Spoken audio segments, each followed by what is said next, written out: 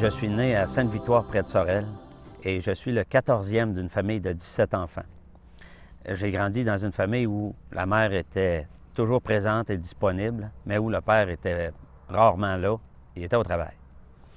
À la maison et à l'école, jeune, j'ai appris les prières qu'on récitait, et pour moi, j'en avais du respect, ça me semblait bon, mais c'est quand je les disais que ça se gâtait, je faisais pas le lien avec mon cœur.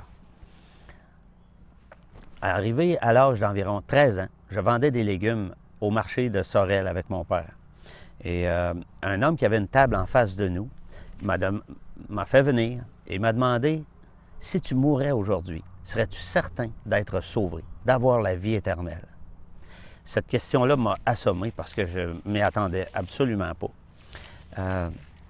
Je me demandais comment est-ce que lui peut aimer parler d'un tel sujet qui, moi, me troublait tant.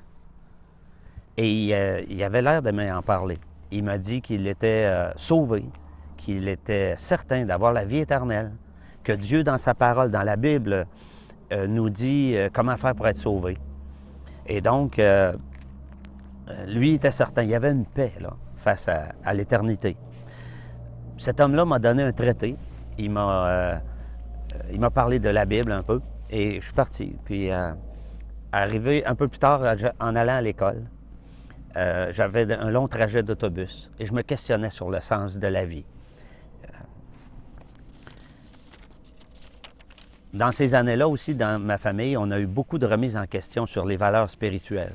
Ça a discuté abondamment. Et ma mère m'a donné un Nouveau Testament. Dès que j'ai commencé à lire le Nouveau Testament, j'étais émerveillé de voir la simplicité qui s'en dégageait, comment Jésus se révélait à nous. Et je comprenais très bien aussi que personne ne pouvait se comparer à Jésus. Il était unique, il était le Christ, le Sauveur, le Fils de Dieu, fait homme. J'ai lu comment Jésus a été tenté sans péché. Celui qui dit à son frère insensé mérite d'être puni par le feu de la géhenne. Ça, c'était chose courante chez nous, malheureusement. Mais ça méritait le feu de la géhenne. J'ai lu dans un autre passage, moi, voyez-vous, je me pensais en sécurité parce que je faisais partie d'une grande religion. Jésus, lui, dit, « Entrez par la porte étroite, car large est la porte, spacieux est le chemin qui mène à la perdition, et il y en a beaucoup qui entrent par là. Mais étroite est la porte, resserré le chemin qui mène à la vie, et il y en a peu qui les trouvent. » Alors, ça ne me donnait pas de l'assurance, ça.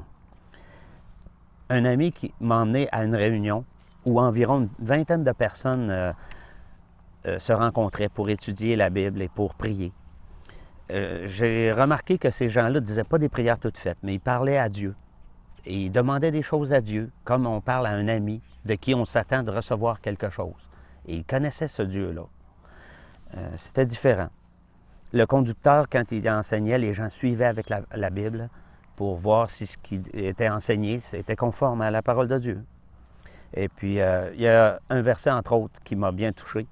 C'est « Car le salaire du péché, c'est la mort, mais le don gratuit de Dieu, c'est la vie éternelle en Jésus-Christ, notre Seigneur. » Là, je commençais à avoir la possibilité d'être certain d'être sauvé. Mais toute cette façon de penser était tellement différente de ce que j'avais appris jusque-là. Là, par contre, j'étais conscient que c'était la Bible que je déballais jour après jour quand je la lisais. Après 7 ou 8 réunions, celui qui enseignait est venu me voir et il m'a demandé, « Vital, serais-tu certain d'être sauvé si tu mourais ce soir? » J'ai dit, « Je ne le sais pas, je ne suis pas sûr. » Et il m'a dit un verset. Je vous ai écrit ces choses afin que vous sachiez que vous avez la vie éternelle, vous qui croyez au nom du Fils de Dieu. Alors, tu vois, il me dit, moi, je suis certain d'être sauvé. Toi, tu ne le sais pas. Et si je te le montre avec la parole de Dieu, vas-tu l'accepter? J'ai dit oui. Et j'ai été bien attentif. Il m'a montré par des versets de la Bible que j'étais un pécheur, que je ne pouvais pas me sauver moi-même, mais que Jésus était mort sur la croix pour payer pour mes péchés et qu'il m'offrait donc le pardon, gratuitement, à moi coupable. Jésus est le seul qui puisse te sauver. Ce n'est pas la religion qui peut te sauver. Je devais simplement me détourner du péché et me tourner vers Jésus pour être sauvé. De mettre ma confiance en lui à 100% et sur lui seul.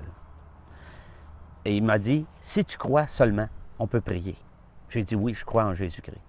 Et puis on a prié. Là, j'ai demandé à Dieu le pardon de mes péchés et la vie éternelle. J'ai reçu le Seigneur Jésus-Christ dans mon cœur, comme mon sauveur personnel. C'était un vendredi soir de septembre 1976. J'avais 17 ans. Et ça n'a plus jamais été pareil après. Maintenant, j'étais certain d'être sauvé. Et bien des années plus tard, j'ai toujours cette belle assurance dans mon cœur. Et j'ai continué de lire la Bible. Ça n'a fait que confirmer ma foi et mon salut. Et vu de l'extérieur, j'ai une vie tout à fait normale, comme toutes les autres personnes, tout bon citoyen. Mais dans mon cœur, j'ai l'assurance que je m'en vais au ciel quand je vais mourir.